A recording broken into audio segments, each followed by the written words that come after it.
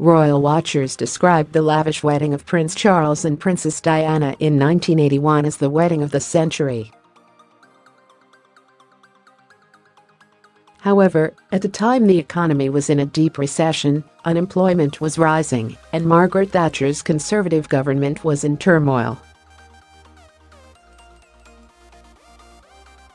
The election of Mrs. Thatcher's Conservative government in 1979 had also seen the implementation of economic policies designed to tackle inflation.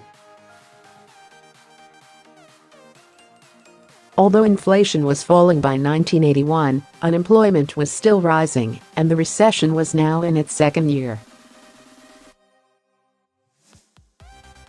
By April 1981, unemployment exceeded 2.5 million, having stood at 1.5 million 2 years earlier. And England had become embroiled in serious riots across many cities, caused by a distrust of police. They were perceived as race riots between communities. Recalling the 1981 wedding for Amazon Prime's Princess Diana, behind the headlines, Jess Cagle, editor at People magazine, said it was a dark time for England. He added, "The economy was terrible, the royal family was just considered by most people in England as this artifact that really resented having to support." Kim Hubbard, associate editor at People magazine, said, "People were really anti-monarchist at the time. The country was in a really bad state.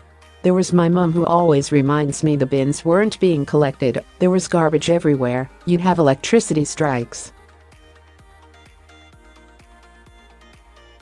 And then you had these people who just inherited power and were extremely privileged, and there was a lot of resentment. And people started to question, do we need this monarchy?" However, for the British people, the wedding of Charles and Diana was a breath of fresh air from the stream of bad news in England. Ms. Hubbard added, "And then suddenly this engagement, and what people considered to be a great love story, and this fairy tale wedding happened, and everybody just suddenly was like, we love the royals." Dan Wakeford, deputy editor at People magazine, added, "It was like the whole nation came together.